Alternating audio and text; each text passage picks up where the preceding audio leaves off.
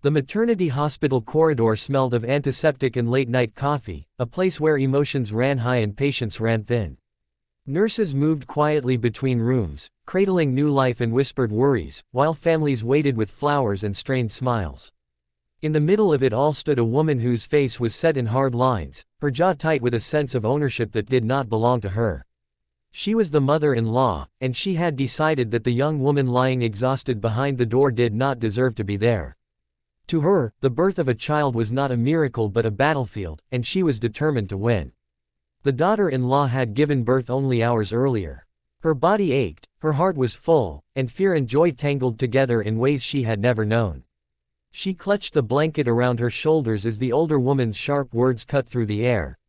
She was told she was unworthy, that she had brought shame, that she should leave before she caused more embarrassment.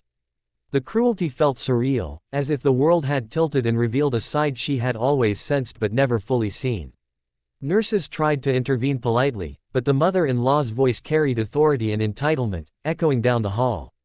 Other visitors pretended not to hear, though their glances lingered. The daughter-in-law felt abandoned, not just by the man who should have stood beside her but by a future she had once imagined. The words, "You're rushing to the wrong station," rang in her mind, something her own mother had once said about people who chased control instead of compassion. In that moment, she wondered if the older woman would ever realize she was heading nowhere meaningful at all. Then the sudden guest arrived. There was no dramatic entrance at first, just a pause in the shouting as footsteps approached with calm purpose. The door opened, and a man stepped inside, carrying neither flowers nor apologies but a quiet confidence that filled the room. He introduced himself simply, and the air shifted. This was someone the mother-in-law did not expect, someone whose presence rearranged the power in the room. Her words faltered mid-sentence, and for the first time, she fell silent. The guest spoke with measured clarity. He addressed the situation without insults, without raising his voice, and yet every sentence landed with undeniable weight. He reminded everyone why they were there, who the day belonged to, and what decency demanded. He spoke of boundaries and respect, of how cruelty disguised as concern still remained cruelty. The mother-in-law tried to interrupt, but the authority she relied on evaporated. Her mouth opened, then closed.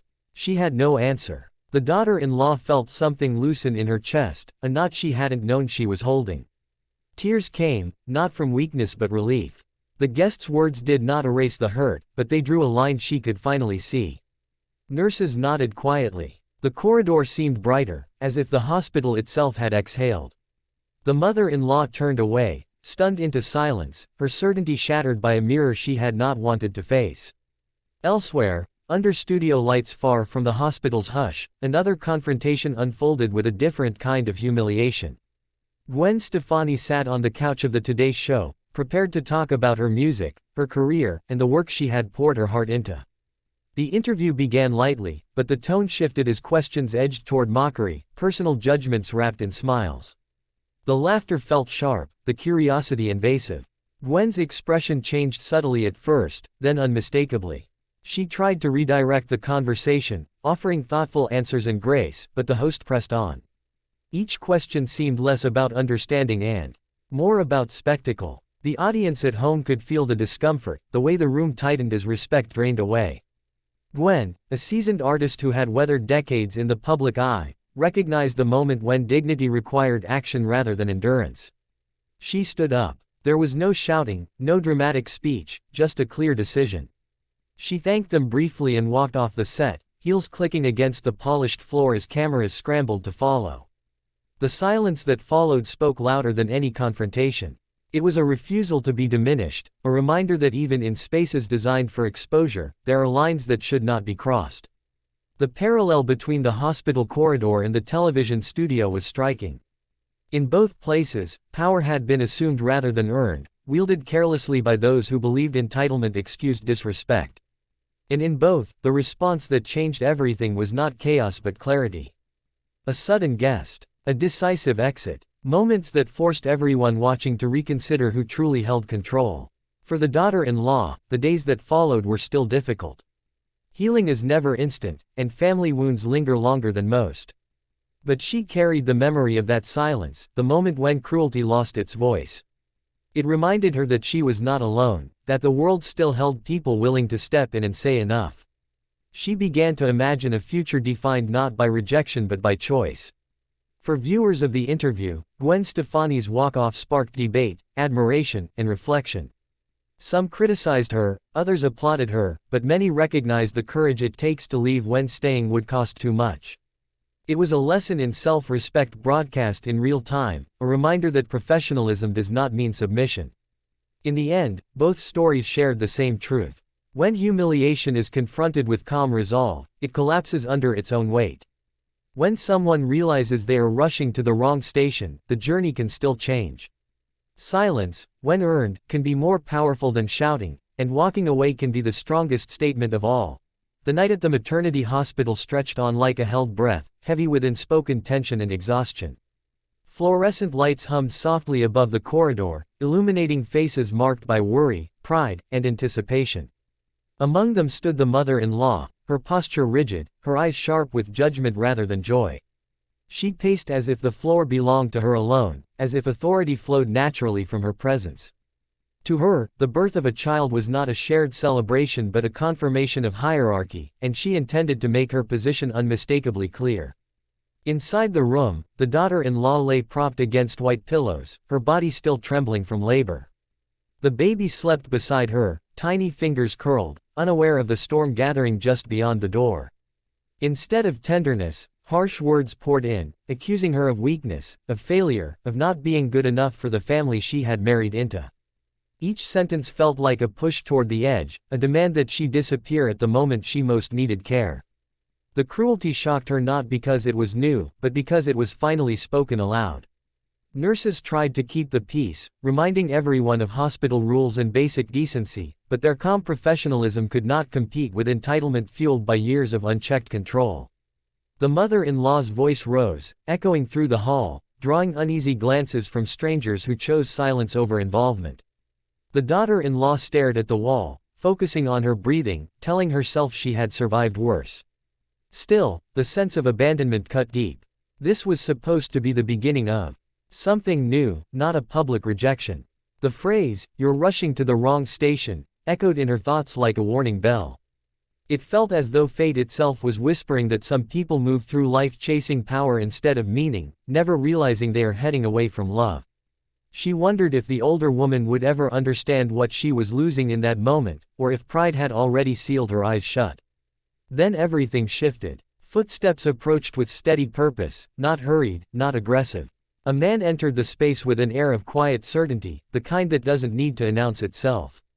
He greeted the nurses first, acknowledged the mother, and finally turned to the daughter-in-law with a look of genuine concern. His presence rearranged the room, like furniture moved to reveal a hidden doorway. The mother-in-law stopped mid-sentence, stunned by the unexpected interruption. He spoke calmly, addressing the situation without accusation yet with unmistakable firmness. He reminded everyone that this was a medical space, a place for healing, not hostility. He spoke of respect, of how words spoken in moments like these leave scars deeper than any physical wound. As he continued, the mother-in-law's confidence drained away. She searched for a response but found none. Her authority, built on fear and volume, dissolved in the face of reason and witness. Silence fell, thick and undeniable. For the daughter-in-law, it was the sound of validation she had waited too long to hear. Tears slid down her cheeks, not from humiliation this time, but from relief. The nurses relaxed, the tension easing from their shoulders. The mother-in-law turned aside, speechless, confronted by a reality she could not dominate. In that stillness, a boundary was drawn, clear and irreversible. Far away from the quiet corridors of the hospital, another scene unfolded under bright studio lights and rolling cameras. Gwen Stefani sat poised on a morning show couch, her smile professional, her posture relaxed. She had come to talk about music, creativity, and growth, but the interview quickly drifted into uncomfortable territory. Questions became pointed, then dismissive, wrapped in humor that felt less playful and more cutting. The atmosphere shifted, subtle at first, then unmistakable. Gwen answered thoughtfully, trying to steer the conversation back to safer ground, but the probing continued. There was a sense that her discomfort was being used for entertainment, that vulnerability was being mistaken for access. Years in the public eye had taught her endurance, but also discernment. She recognized the moment when tolerance becomes self-betrayal, when silence no longer serves dignity. She stood up smoothly, thanked the hosts, and walked off the set. No raised voice, no dramatic confrontation, just a firm decision enacted in real time. The cameras captured the stunned expressions left behind, the awkward pause that followed. In that simple act, she reclaimed control, reminding everyone watching that respect is not optional, even in spaces built on exposure. The parallels between these two moments were impossible to ignore. In both cases, women were placed in positions where their worth was questioned, their boundaries tested by those who assumed the right to cross them. And in both, the turning point came not through argument, but through decisive clarity. A calm voice that refused to yield. A choice to leave rather than be diminished. For the daughter-in-law, the days ahead were filled with uncertainty, but also a newfound strength. She understood now that family is defined not by blood or marriage alone, but by protection, empathy, and presence. The silence that had once frightened her became a reminder of the moment cruelty lost its grip. She held her child closer, determined to break the cycle. For audiences watching the interview, Gwen Stefani's exit became a conversation about boundaries in public life. Some debated it, others praised it, but many felt its impact. It served as a reminder that walking away can be an act of power, not weakness. In the end, both stories converged on the same truth. When humiliation meets self-respect, it falters. When control is challenged by calm resolve, it collapses. And sometimes, the most powerful message is delivered not through words, but through the courage to say no and choose a different direction.